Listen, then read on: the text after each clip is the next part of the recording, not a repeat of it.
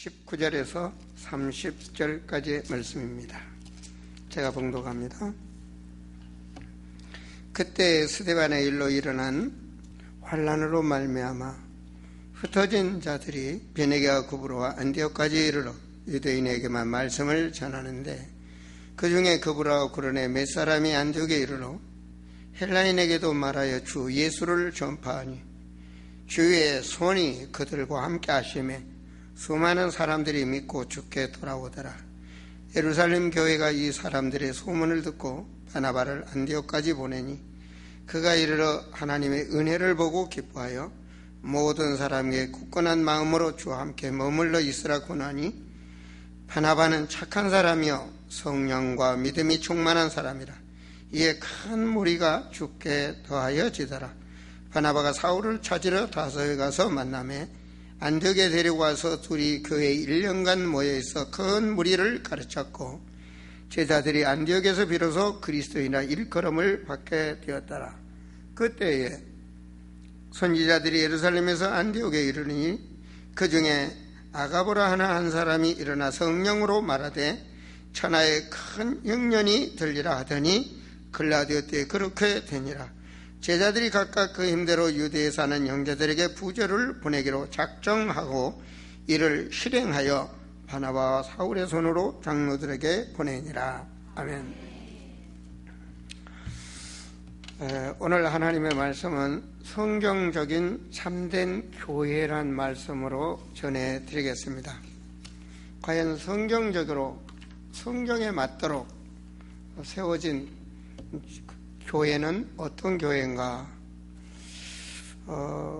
제가 러시아나 또 많은 나라들을 다니면서 보니까 성경적인 교회가 안 된 교회가 많더라고요. 예루살렘만 봐도 우리가 구원주 되신 예수 그리스도를 모르는, 그게 바로 예루살렘에 세워진 유대교입니다. 그죠? 이 러시아에 가면 나라 국교가 정교회입니다. 교회인데 정말 교회당들이 멋있게 지어지고 금돔으로 지어진 그런 교회들이지만, 실상은 안에 들어가 보면 이게 성경적인 교회인가, 이런 것들을 많이 생각해 봤습니다. 아르메니아 가니까 아르메니아도 하나님을 믿는 교회라고 그러더라고요. 그게 아르메니아 교회입니다. 그런데 그 안의 내용을 보면 성경적인 교회가 아니더라고요.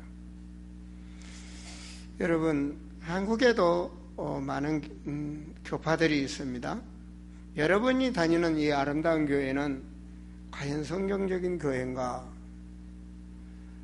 이걸 어떻게 구분해야 되겠습니까?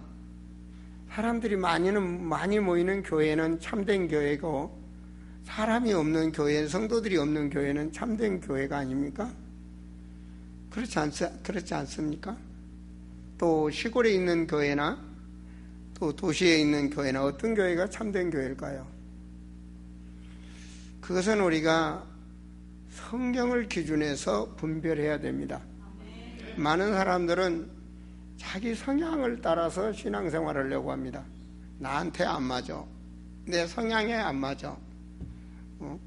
어떤 사람들은 어느 교회는 찬양을 잘하니까, 어느 교회는 뜨겁게 기도하니까, 어느 교회는 신적 체험을 하니까, 그런 식으로 신앙생활을 하다가 헛된 세월을 보낸 사람들을 많이 봤습니다. 그래서 저는 오늘 말씀을 가지고 나왔습니다. 과연 성경적인 교회는 어떤 교회인가? 여러분, 부활하신 이후에, 예수님이 십자가에서 사역을 마치고 부활하신 이후에 예수 그리스도를 믿는 자들을 통해서 하나님은 말씀을 주십니다. 그게 바로 그 말씀을 믿는 자들과 시작이 사도행전입니다. 사도행전은요, 정말 나는 전도해야 되겠다, 나는 선교해야 되겠다고 맘먹은 분이라면 사도행전 1장에서 사도행전 마지막 장까지 28장까지 최소한 한 200번은 읽으셔야 됩니다. 왜냐? 내가 그 길을 가야 될 사람이니까. 내가 성령의 인도를 받아야 될 사람이니까 성령께서 교회를 어떻게 믿는 제자들에게 세우는가, 이것이 사도행전 1장에서부터 28일 눈에 보여져야 됩니다. 물론 성경 66권의 그림도 있어야 되겠지만 사도행전 1장에 안 되면 모든 교회는 잘못된 겁니다. 사도행전 1장은 무엇입니까? 감람산에서 주님이 부활해서 주신 말씀이 사도행전 1장입니다. 그 1장의 비밀이 뭐죠? 바로 성도의 근본이 담겨져 있는 말씀입니다. 교회는 오직 예수 그리스도가 돼야 되고, 그리고 예수 그리스도로 세워진 교회는 하나님이 이루시고자 하는 두 번째로 하나님 나라의 이 뜻이 같아져야 됩니다. 세 번째로 그 하나님의 나라를 이루는 것은 오직 인간의 힘으로 안 됩니다. 제가 성경의 말씀은 영의 세계를 기록한 말씀이라고 그랬죠. 지금도 악한 영, 사단의 영은 역사하고 있습니다. 그 영적 세계에 우리가 영적 세계에 묶여있는 악한 영에게 묶여있는 영혼을 구원시킨다. 그거는 우리 힘으로 안 됩니다. 오직 성령의 충만으로 됩니다. 성령이 역사하셔야 됩니다. 이 세 가지가 완전히 근본이 되어져야 됩니다. 그래야 그 방향에 맞는 기도가 되는 것입니다. 이것이 바로 사도행전 1장 그 초라한 마가 교회의 다락방에서 시작한 교회의 역사입니다. 그 교회의 그 기도 따라 하나님께서는 사도행전 2장에 보면 성령 충만한 성령의 바람이 붑니다. 자, 그 교회는 오래지 어떤 일이 벌어집니까? 바로 예수 그리스도를 증거하는 말씀 운동이 일어났고, 그리고 그 말씀을 통하여 제자들이 세워지고 교회가 부흥되기 시작하며, 그 교회는 전도와 선교의 뜻을 같이 하는 공동체로 성장하게 됩니다. 그것이 바로 사도행전 2장입니다. 사도행전 2장이 되어질 때 성령의 충만한 역사로 바로 사도행전 3장에서 안진뱅이가 일어나는 역사가 일어납니다. 그것은 베드로가 한 것이 아니고 주님이 하시는 겁니다. 여러분, 사도행전 1장에 오직 그리스도로 답이 나지 아니하면 사도행전 4장의 핍박을 이길 수가 없습니다. 그 핍박 속에서도 베드로가 뭐라고 말합니까? 천하에 구원하될 만한 이름은 오직 예수밖에 없다라고 선포합니다. 죽음 앞에서 말입니다. 여러분, 많은 사람들은 세상과 많은 물질과 많은 환경 속에서 신앙생활을 다 허벌 합니다. 그러나 사도행전 1장의 부활의 언약을 갖지 아니하면 세상과 타협할 수밖에 없는 것입니다. 바로 그 진행 속에서 사도행전 5장에서 보면 아나니아의 삽비라가 나옵니다. 비록 주의 종이라 할지라도 물질 앞에서 야합을 하면 영적으로 사단한테 묶임이 당한다는 것들이 잘 나오죠. 사도행전 5장에서 보면 뭐가 나옵니까? 5장 40에 그들은 오직 예수 그리스도만 증거하는 역사 속에서 세월이 흐르며 교회가 세워지는 게 사도행전 6장의 예루살렘 교회로 성장이 됩니다. 큰 교회로 성장이 되죠, 그죠? 예루살렘 6장의 교회가 성장하니까 교회가 이제 뭔 일을 합니까? 교회가 크면 이것도 해야 되고 저것도 해야 되고 막 그러죠? 구제 사업도 해야 되고 뭣도 해야 되고 막 이런 일들을 하다 보면 교회의 본질을 잃어버리게 됩니다. 큰 교회 목사님들 교회 정치한다, 뭐 한다, 노예 정치, 뭔 정치하고 돌아다닌다 하다가 교회의 본질을 잃어버릴 수가 있습니다. 예루살렘 교회에 큰 문제가 일어났을 때 예루살렘가 다시 제정신을 차리죠. 뭐라고 말합니까? 우리가 전도하는 것과 기도하는 것을 놓쳤다. 그래서 중직을 세우기 시작합니다. 거기서 중직 몇 명을 세웠는데 그 중직들은 교회를 세워가는 중직, 하나님의 언약을 성취하는 중직이 됩니다. 사도행전 7장에서 세워진 그 중직, 스데반의 집사는 그 중직은 뭐였습니까? 바로 순교를 당할 정도로 복음을 전가합니다. 또한 중직 빌립은 사도행전 8장에서 보면 어떤 일이 벌어집니까? 사마리아까지 가서 복음을 전가하는 일이 벌어집니다. 이런 교회를 통해서 사도행전 9장에 드디어 무슨 일이 벌어집니까? 모든 교회 성도들이 기업, 산업의 현장에서 제자의 삶을 살게 됩니다. 그것이 바로 다비다가 옷가게를 하면서도 기능 전문 전도와 선교사로, 피장 시몬, 봤죠? 피업 공장하는 시몬도 제자 사역의 센터로 뛰어드는 것들이 바로 사도행전 9장의 기록이 되죠. 사도행전 9장에서 하나님께서는 뭘 세웁니까? 바로 그 교회를 통해서 하나님께서는 세계 복음화할 일꾼을 세웁니다. 그게 바울입니다. 그 일을 통해서 진행하면서 이 교회를 통해서 하나님께서는 바로 마게도냐 로마까지 28장의 전략이 쫙 나옵니다. 저는 오늘 이 사도행전 11장의 본문을 가지고 여러분들에게 바로 참된 교회가 어떤 교회인가를 말씀드리고자 하는 것입니다. 사도행전 11장 1절에서 18절까지는 복음을 누리지 못하는 교회입니다. 여러분, 교회에 예수 그리스도 말하는 사람은 많습니다.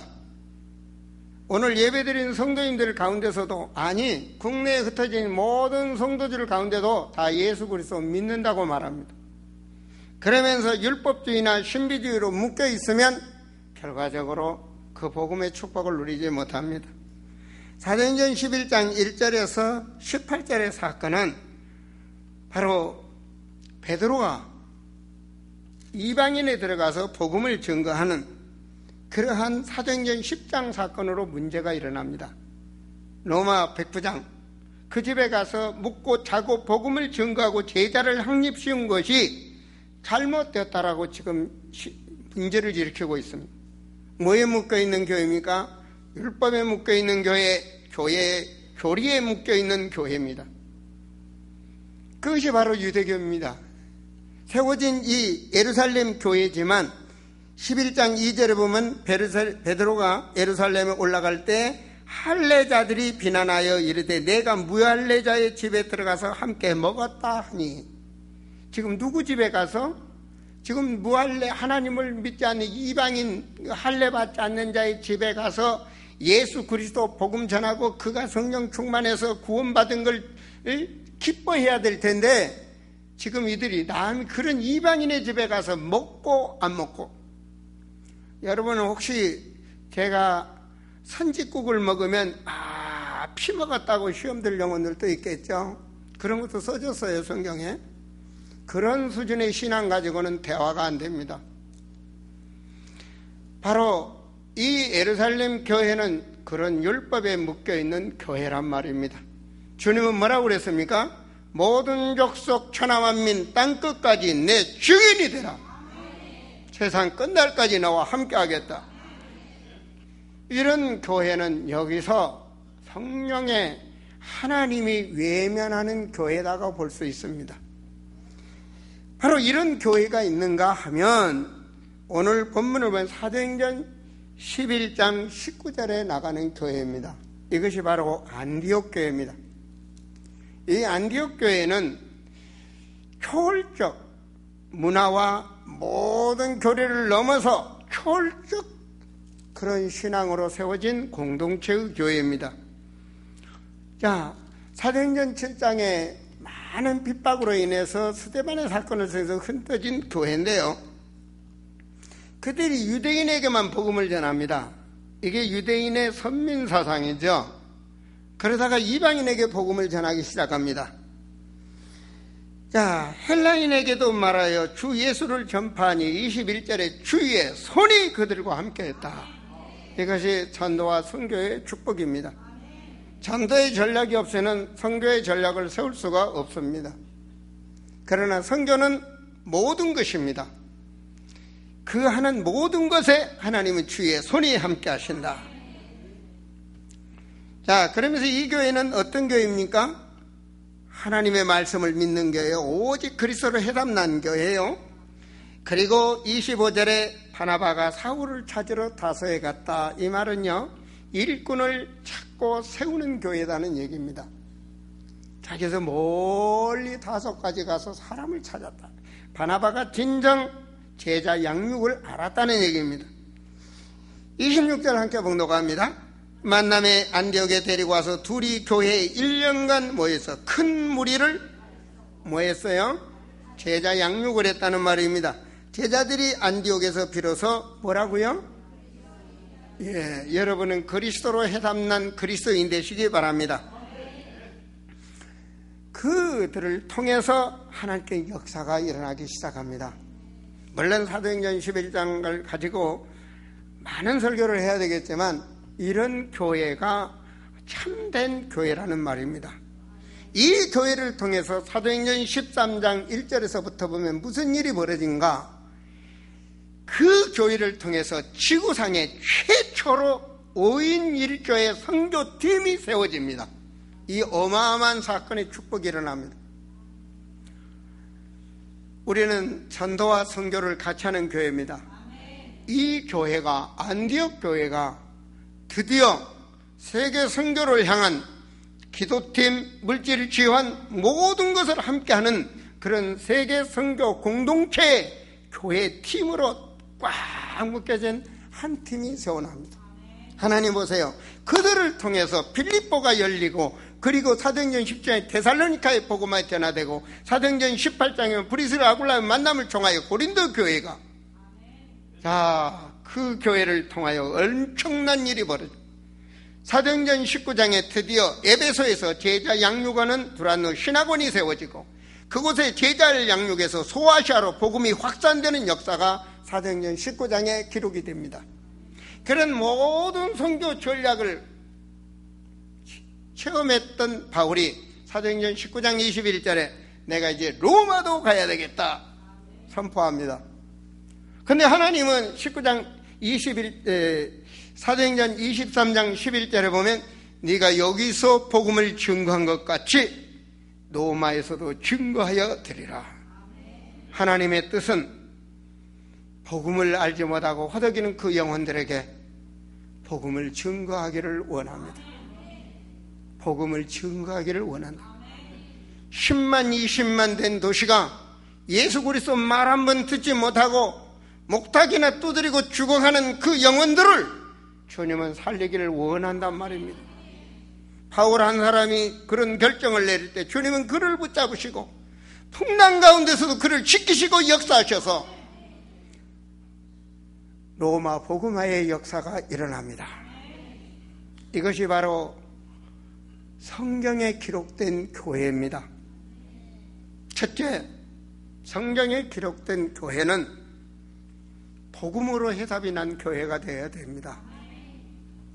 교회의 반석은 바로 반석은 그리스도입니다. 그의 교회가 세워져야 된단 말입니다. 성경 전체적으로 복음을 보면 창세기 3장에 이미 인간이 잘못됐을 때 하나님은 원시복음 창세기 3장 15절 여인의 후손, 그 말은 사람의 씨가 아닌 바로 하나님께서 하시겠다는 말씀입니다. 더 깨닫도록 이사야 7장 14절에 하나님 말씀을 주십니다. 처녀가 잉태하여 아들을 낳을 것이니 그가 하나님이 함께하는 자다, 이 말입니다. 임마누엘, 하나님이 함께하는 자. 마태복음 1장 18절에 마리아라는 처녀에게 성령으로 잉태되사 21절에 그가 사람으로, 그때 이름을 뭐라고 말합니까? 그 이름을 예수라 하라. 그 태어난 자녀를 예수라 하라. 더 중요한 거, 그가 자기 백성을 그들의 죄에서 구원할 자다. 아멘입니까? 나는 여기서요, 예수께서 그들의 백성 속에 내가 들어갔다는 사실, 여러분이 그 하나님 백성의 속에 들어갔다는 사실, 감사하지 않습니까? 하나님께서 만세전에 예정하시고, 그리고 선지 속에 우리를 작정하시고, 오늘 이 시간도 우리에게 말씀을 주시는 줄로 믿습니다. 그 주님께서는 십자가 사건을 통하여 주님께서 모든 사역을 끝내고 한마디 하셨죠. 그것이 요한복음 19장 30절에 다 이루었다. 인간 구원 사역을 주님의 몸으로 다 이루었습니다. 그리고 그분은 생명의 주인이시오 하나님이시기 때문에 마태복음 28장 6절에 보면 부활의 역사가 일어납니다. 이것이 짧은 성경 몇 구절이지만 성경 66권의 전체 핵심 복음입니다. 그분이 바로 그리스도라고 말을 합니다. 그 말은요, 구약에 많은 선지자들이 나옵니다. 그 인생에 가는 길을 인도하시는 분입니다. 하나님이 기름을 부어서 선지자, 제사장, 왕 모두 기름을 부어서 그리스도는 기름 부은 자, 그 말은 뭔 말이죠? 선지자, 제사장, 왕으로 기름을 부으셨다는 말입니다. 선지자의 직분으로 오셨다 이 말은 우리가 지옥으로 갈 운명, 사주팔자 운명을 해결하신 바로 하나님 나라 백성으로 인도하시는 바로 참 선지자. 그래서 나는 길이요 진리요 생명이다. 나로 맘지 않고는 하나님을 만날 수가 없다. 믿습니까? 그분이 바로 참 선지자 예수 그리스도입니다. 제사장이라는 것이 뭔 말입니까? 인간은 원죄, 모든 종교는 원죄를 모릅니다. 그리스도는 원죄를 해결하는 길은 오직 예수입니다. 원죄, 자범죄, 조상죄, 우상성기는 죄 말입니다. 자녀 3, 4代까지 지어내는 우상성기인데 저주와 모든 재앙을 해결하신 분은 오직 예수 그리스도 십자가 보혈입니다. 그래서 그리스도 예수 안에 있는 생명의 성령의 법이 죄와 사망의 법에서 해방했다. 여러분의 모든 문제를 말입니다. 맡기는 자가 승리할 줄로 믿습니다. 맡기는 자가 응답을 받습니다. 맡기는 자가 자유함을 받습니다. 그분이 바로 제사장이란 말입니다. 그리고 왕이다 그 말은 마귀는 우리를 죄를 짓게 만들고 우리를 고통 속으로 끄져가는 게 전문입니다. 처음부터 마귀는 인간을 죄짓게 한다고 말하죠. 마음에 와닿는 말씀 요한일서 3장 8절은 죄를 짓는 자는 마귀한테 속한다 그래요. 하나님의 아들 예수님이 오신 것은 마귀의 일을 멸하라 하심이라. 누가 그 마귀의 유혹을 마귀의 그 시험을 이길 수 있겠습니까? 우리는 예수 이름으로 승리하셔야 됩니다. 그분이 바로 선지자, 제사장, 왕, 바로 그리스도입니다. 누가? 예수가 말입니다. 그 사실을 믿었을 때 그분이 전능하신 하나님이요 구원주심을 알 때 이제는 그분의 말씀 따라 세상을 살아가는 것입니다. 여러분, 노아가 뭐 만들었습니까? 근데 하루 종일 방주만 만들고 있었을까요? 아니죠, 그죠? 밥도 해 먹어야 될 거고 화장실에도 가야 될 거고 친구도 만나러 가야 될 거고 그렇잖아요. 가족끼리 여행도 가야 될 거고 그렇잖아요. 그거 하면서 120년 동안 만드는 게 하나님한테 늘 기도하면서 방주 만들었겠죠, 그죠? 어디서 나무를 구해올까요? 어떻게 할까요? 하나하나 물어보면서 했겠죠, 그죠? 응? 그렇지 않습니까? 그래서 하나님은 노아를 위하여 방주를 만들라는 말씀을 주시고 노아를 불꽃같이 지키시고 노아 가정을 축복을 주셨죠. 이게 언약입니다. 그죠? 여러분, 아담이 왜 죄를 졌습니까? 그렇죠. 하나님의 언약. 아무것도 아니지만 하나님은 선악과 알만은 먹지 마라. 먹으면 죽는다 그래요. 하나님 전능하신 하나님, 창조의 하나님 믿습니까? 그럼 그거 안 하면 되잖아요. 마귀는 그걸 어기게 만든단 말이에요. 그걸 원죄라고 그런 겁니다. 아담이 지은 죄는 그겁니다. 그렇죠. 여러분, 우리에게 영원한 언약이 뭡니까? 예수 그리스도입니다. 영원한 언약. 히브리서 13장 8절에 보면 어제나 오늘이나 동일하신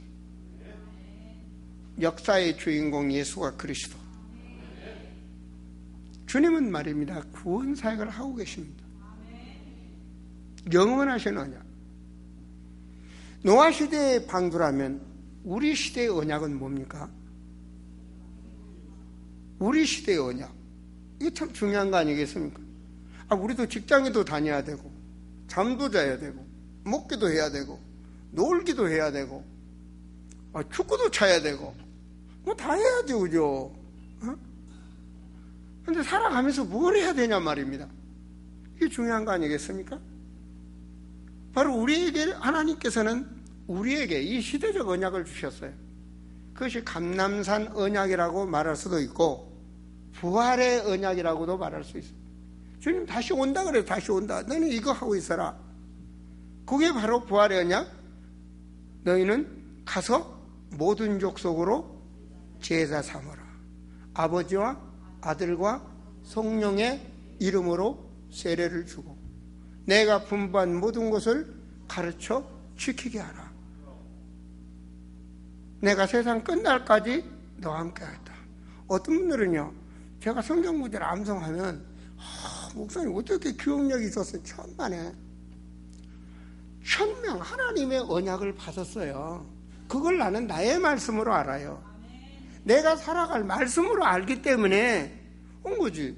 여러분 저녁에 밥 먹어야 되잖아요. 밥 먹는 거 잊어먹는 사람이 있습니까? 그렇지 않습니까? 아니, 성도가 내가 살아갈 방향을 내 말씀을 내가 잊어버리면 어떻게 살아요? 그렇잖아요.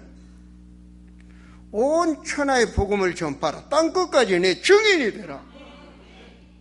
이게 시대적 언약이라고요. 목회를 하면서도 신방을 하면서도 체육대 하면서도 무엇을 하든지 간에 중심의 삶은 있어야 된다는 거죠.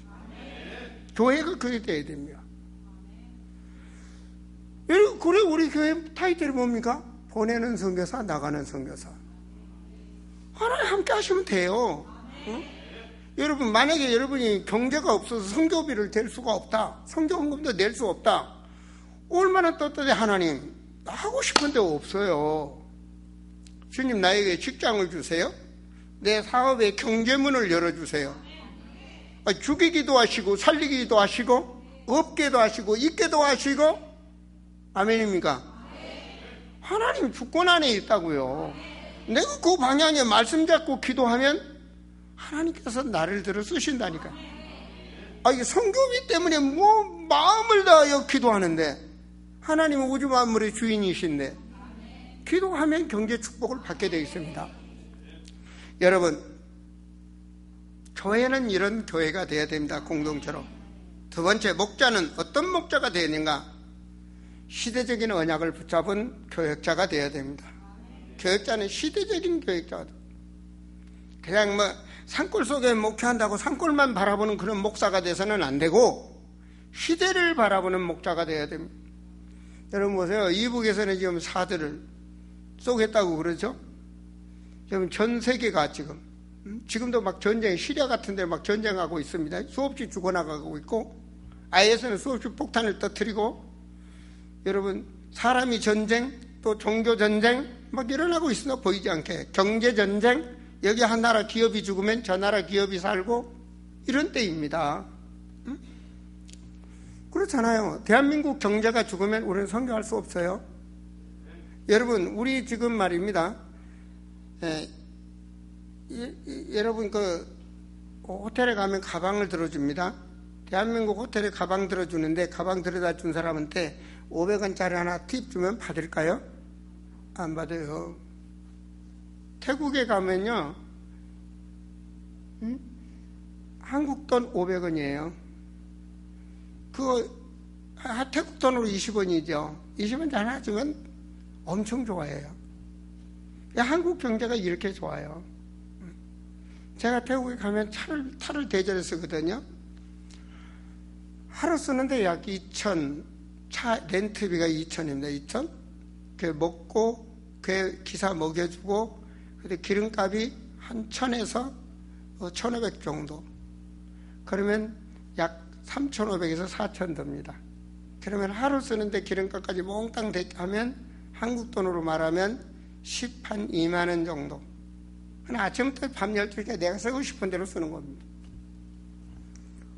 한국 경제가 이렇게 좋아요. 그러면서 얼만큼 13시간, 14시간씩을 달려서 날아가고, 이렇게 모든 것들을 누릴 수 있도록 하나님께서 대한민국 경제를 축복해 주셨다고. 대한민국이 전쟁이나 저주받으면 어떻게 되겠습니까? 그렇기 때문에 목회자는 한 명을 가진 자가 되어야 됩니다. 1000명, 하나님께서 명령한 그 명령 속에 붙들리는 자가 되어야 됩니다. 아무리 여기서 목회를 해도 지역과 선교 현장을 마음으로 그리는 그런 목자가 돼야 되고, 그것을 세워가기 위한 어떠한 시스템, 사람과 장소와 그리고 모든 말씀들이 항상 운행되고 있어야 된다고 저는 생각을 합니다. 그리고 교역자는 항상 언약 안에 살아야 돼요.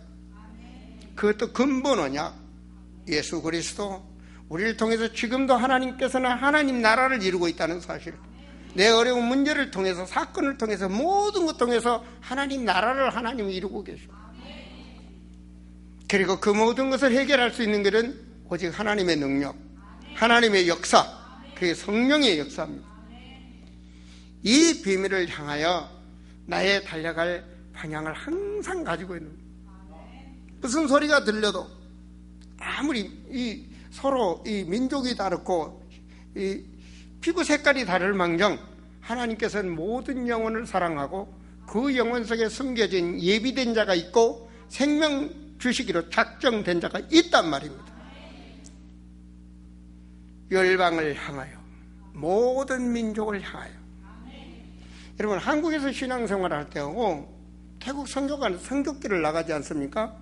그러면 하루에 보통 10시간 이상, 13시간의 차를 타게 되는데요. 그러면 이쪽 친구는 여기서 떨어져야 돼요. 그냥 하루 갔다가 하루 오게 할 수 없잖아요. 그럼 이쪽 친구 여기 떨어지고 여기서 우리 간다, 몇 시에 만나자 이렇게 간단 말이에요. 그 타임에 서로 만나야 되겠죠, 그죠? 요즘은 참 좋더라고요. 이 레비가 되니까 레비를 찍어놓고 가요. 물론 지역에 따라서 안 되는 지역도 있지만 그 사람 안 만나면 안 돼요. 그렇잖아요. 난 태국말도 잘 못하는데 그 사람을 꼭 만나야 돼. 만나기로 온 사람 그 시간에 가서 만나야 돼. 차가 가다가 뭐 사고가 난다든지 뭐 한다든지 해서 못 만나면 이게 모든 게 꼬이는 겁니다. 이거는 이제. 그러니까 먹는 것도 가는 것도 매일 차 타고 가면서 구경도 하지만 계속 시계 봐가면서 하나님 계속 기도하고. 그런데요, 그 날 때부터 그 우상 체질된 그 불교 문화에 있는 사람들 중에 하나님이 생명 주시기로 작정된 자가 있더라니까. 하나님의 예비된 영혼이 꼭 있단 말이에요. 그런 사건들을 체험하면서 하나님의 섭리 속에 내가 가고 있다는 사실, 우리 아름다운 게 그 방향을 맞춰주고 있다는 사실, 그것이 남들이 누리지 못하는 자부심, 자존심, 자긍심이 있는 거예요. 그런가 하면은 특별히 교회는요, 목사 혼자 할 수가 없는 겁니다. 바로 교회를 살리고 현장을 살리는 중직자가 있어야만이 할 수 있는 것입니다. 바울은 어떻게 세계 선교를 합니까? 안 되는 거죠, 그죠? 사도행전 20장 28절에 보면 예수님께서 피로 세운 교회를 세워나가기 위해서 여러분을 중직자로 세웠다고 말씀하고 있습니다. 하나님은 교회를 세우시기를 원해요. 여러분을 통해서 교회가 세워지기를 원한다. 그런데 그런 부분들을 보면 과거의 믿음의 조상들은 교회를 지키기 위해서요, 교회 안에서, 교회 불지르면 교회 안에서 타져 죽게 돼 있다는 합니까? 그만큼 교회를 지켜 생명을 거는 거예요. 예루살렘 사람들은 멀리, 다니엘이나 이런 사람들은 뭐였어요? 먼 나라 갔지만 교회를 향하여 집을 짓고 교회를 향하여 기도합니다. 우리는 햇빛 들어온 남양집을 좋아하죠. 믿음의 사람들은요, 교회를 향하여 집을 졌어요. 교회를, 인생을 교회에다 방향을 맞추는 겁니다. 우리 중직자들은, 우리 특히 아름다운 교회 성도들은 제가 행복해합니다. 여러분 때문에 교회를 세우고, 교회를 가꾸고, 교회를 아름답게 헌신하고. 교회는 그렇게 돼야 되는 것입니다. 그리고 특별히 교회는 목자와의 중직은 만남을 행복하게 생각을 하셔야 됩니다.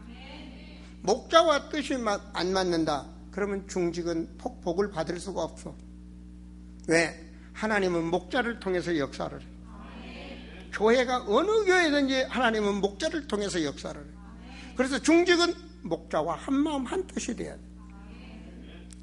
사도행전 18장 1절에서 4절에 잘 나와 있죠. 여러분, 이 아굴라 유대인입니다. 브리스겔라는 이 로마 사람이죠. 이 부부가 결과적으로 쫓겨납니다. 그래서 고린도에서 어렵게 삽니다. 그런데 거기서 누구를 만납니까? 바울을 만납니다. 거기서 복음을 깨닫게 되죠. 목자와의 만남. 그 만남이 어떤 일이 벌어집니까? 완전히 고린도 교회가 세워지고 브리스겔 아굴라의 하나님의 경제적 축복받아 두란노 서원이 세워지고 로마서 16장 3절에서 4절에 보면 바울의 고백이죠. 브리스겔 아굴라, 그들은 나의 동역자였다. 그들은 생명을 조금도 아끼지 않는 그런 나의 동역자였다. 목숨을 걸었다니까요. 중직과 이 목회자와는 그런 관계가 되어야 됩니다. 정말로 안 보면 보고 싶고 정말 어디 가면 기도해야 되고 그런 중직자와 이 목회자의 관계가 되어야 됩니다. 이렇게 됐을 때 하나님께서는 언제나 예비된 축복을 준다니까요. 여러분, 그리고 중직자는 나는 교회를 세우기 위해서 세계 복음화를 하기 위해서 하나님이 이 시대에 나를 중직으로 세웠다는 생명 건 헌신자가 되셔야 됩니다. 대충이 아닙니다. 인생을 그 헌신 속에 걸어버리는 겁니다. 동남아 선교길 가지 않습니까? 내가 가야 될 그 길을 하나님은 목사님 보내시고 나는 그 일을 후원할 수 있도록 하나님께 나를 세우셨다. 사명감 있는 그런 헌신자가 되어야 됩니다. 여러분, 그것이 중직으로서 이 시대를 살릴 남은 자입니다. 성경엔 남은 자라는 단어가 가끔 나옵니다. 저는 그 말에 은혜를 많이 받는데요. 이사야 37장 31절에 보면 유다 족속 중에 피하여 남은 자는 다시 아래로 뿌리를 받고 이로 열매를 맺으리니, 이런 말씀이 있습니다. 남은 자. 그런가 하면 로마서 11장 5절에 보면 그런즉 이와 같이 지금도 은혜로 택하심을 받은 남은 자가 있다. 하나님께서 이 시대에 남은 자가 있다니까요. 엘리야가 말입니다. 하나님 앞에 그랬죠. 남은 자가 나뿐입니다. 그랬을 때 하나님이 너 외에도 얼마를 남겨놨다고 말하죠? 몇 명이라 했어요? 7,000명? 5,000명? 7,000명? 모르겠어요. 몇천 명인지 모르겠고 어쨌든 남은 자가 있다고 말입니다. 틀리면 목사님 그것도 모르신다고. 그런 건 상관없어. 그런 건 난 상관 중요시 안 해. 하나님의 방향과 맞춰 나가는 거예요. 하나님 분명히 예비된 자가 있어요. 로마서 16장 1절에 보세요. 그 중직자, 여자지요, 자매. 우리 자매들 돈 많이 버세요? 자매 이름 나와 베베. 바울이 기억하는 이름 자매 베베 제일 먼저 기록해. 그는 뭐라고 말했어요? 나의 보호자였다. 목자의 보호자 노릇을 했어요. 로마서 16장 2절에서 3절에 보면 브리스가 걸러나오죠. 그는 뭐라고요? 내 목숨을 위하여 자기들이 목까지라도 내놓는 그런 동역자였다. 생명건 헌신이에요. 생명을 걸어버린 거야. 그러니까 브리스라 아굴라 산업이 어떻게 돼요? 전승에 남죠, 그죠? 로마 전군대에 천막을 납품하는 그런 경제인이 됐단 말입니다. 하나님이 숨은 경제, 천국문을 여닫는 그런 중직이 되어야 됩니다. 로마서 16장 6절에 보면 너희를 위하여 많이 수고한 마리아. 로마서 16장 10절에 그리스도 안에서 인정함을 받은 아벨레. 로마서 16장 22절에 보면 서신성교죠. 이 편지를 기록하는 나 더디오도. 이 멋있잖아요, 그죠?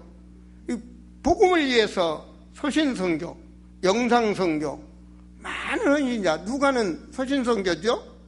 마가복음 내에 마가 죄종도 아니잖아요. 죄자도 아닙니다.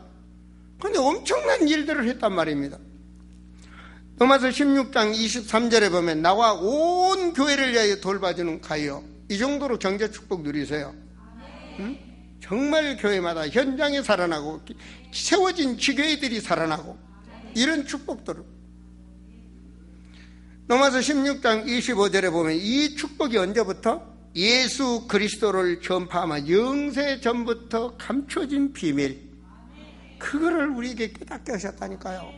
아무나 하는 게 아닙니다. 저는 그렇게 알아요. 영세 전부터 하나님이 감추인 것을 우리를 통해서 하도록, 성경적인 전도와 성경적인 선교를 하도록, 이것이 얼만큼 영광이 세세무궁하도록 하나님께 영광 돌리도록, 얼마나 축복입니까? 여러분, 종직이 이렇게 세워지고요, 그리고 미래를 살릴 교회는 후대를 세워가야 참 교회가 되는 것입니다. 저는 지금 성경적인 참 교회에 대해서 말씀을 드리는 겁니다. 교육자의 자세, 중직자의 자세, 그리고 교회는 미래를 살릴 우리 청소년들을 잘 양육해야 된단 말입니다. 어떻게 해요? 첫째적으로 세상과 야합하지 않도록 복음으로 양육이 돼야 됩니다. 기본입니다. 기본. 우리 청소년들을 각인시켜야 됩니다. 각인이 뭡니까?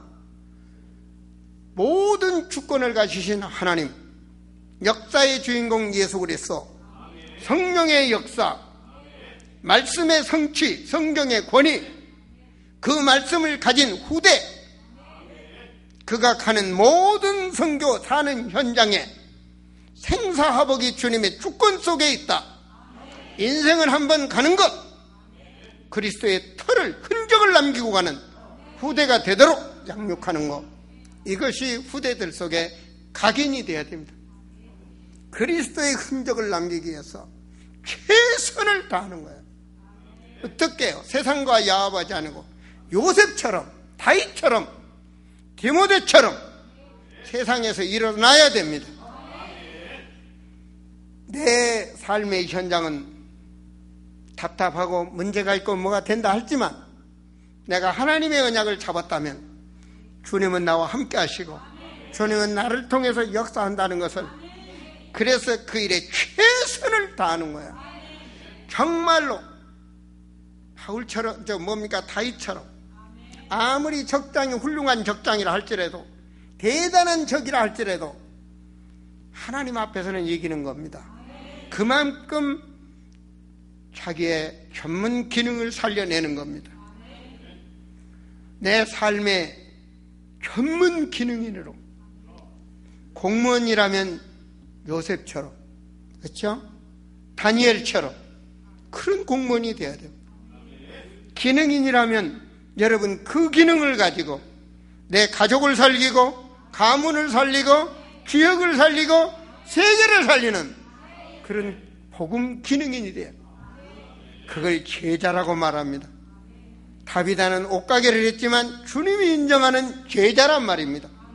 그것이 바로 전문 사역입니다. 누려야 될 축복. 여러분, 아무리 저 이북에 가서, 저 모슬렘권에 가서 복음을 직접 증거할 수 없다 하더라도 기능 선교를 나가면 그 기능에 따라오는 사람들은 있습니다. 예수 말 안 하지만 여러분, 내가 믿는 신은 믿을 수 있습니다. 내 모습이 그들에게 보여졌을 때 바로 복음은 증거되는 것입니다. 그런 사명감 있는, 그런 세상과 타협하지 않는 후대를 양육해내는 것입니다. 하나님은 그를 통해서 복을 주시는 거예요. 성경에 보세요. 저는 항상 여러분, 망하는 것보단 복 받는 게 좋죠, 그죠? 그렇잖아요. 기아님은 후진 일보다는 좋은 일 하는 게 낫고, 아니 목사가 뭐 경건하다고 지금 뭐 집신 신고 다니면 되겠어요? 어떤 사람 뭐 하얀 고무신, 우리 목사님 하얀 고무신 신고, 그까지 그 옛날 소리, 나하고 상관이 없어.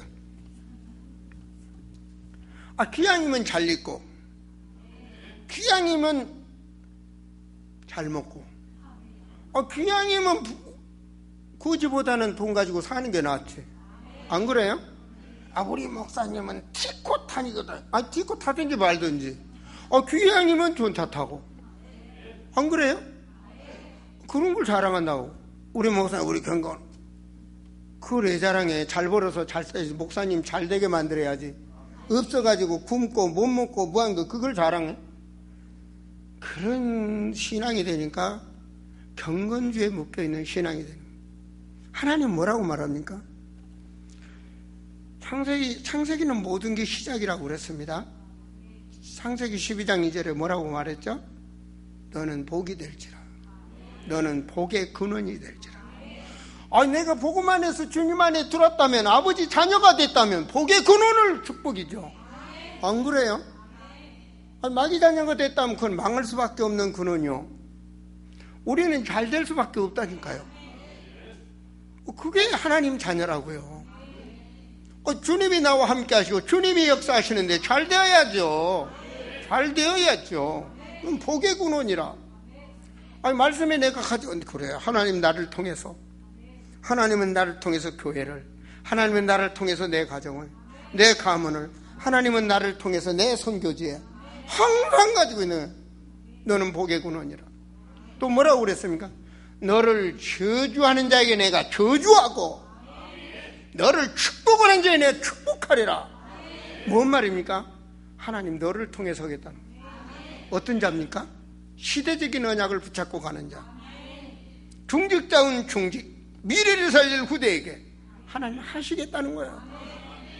이사야 6장 13절에 후대들이 잘 들으세요. 신앙이 잘못돼서 전부 나무로 비유했어요. 이스라엘 사람들 전부 참나무고 뭔나무 다 비워버려도 밑에서 다시 새 싹이 돋아난다. 그걸 구루터기라는 겁니다. 미래를 살릴 살아남는 자, 우리를 통해서 살아남기는 자를 만들어야 됩니다. 바로 그것이 하나님께서 우리에게 뭐냐, 복의 근원의 축복을, 대표적인 축복을, 너를 통하여 천하 만민이 복을 받을 것이다. 바로 하나님께서는 우리를 시대적인 축복 속으로, 너를 통하여 천하 만민이 복을 받을 것이다. 너를 통하여 말입니다. 여러분 가슴 안 부딪힙니까? 저는 기도 때마다 내가 너를 통하여, 하나님 그 대표적인 축복을 받을 수 있도록 어떻게 하면 됩니까? 그 근원의 축복을 누릴 수 있도록 어떤 자세로 목회를 하면 됩니까? 분명히 말입니다. 우리는 축복의 사람입니다. 하나님의 축복받을 수밖에 없는 사람입니다. 사랑하는 우리 아름다운 성도들이요, 정말로 시대를 살리는 성경적인 참 아름다운 교회를 만들어 가보자고요.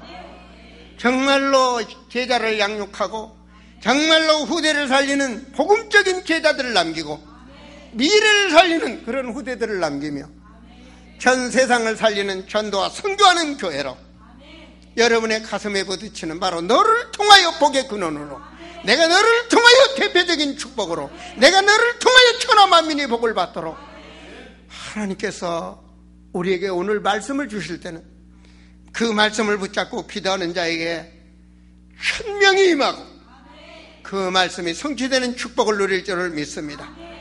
지난날에 그 어려운 것들이, 지난날에 그 문제 있었던 것들이 오늘 주의 종을 통하여 하나님 내게 이 말씀을 주심을 감사합니다.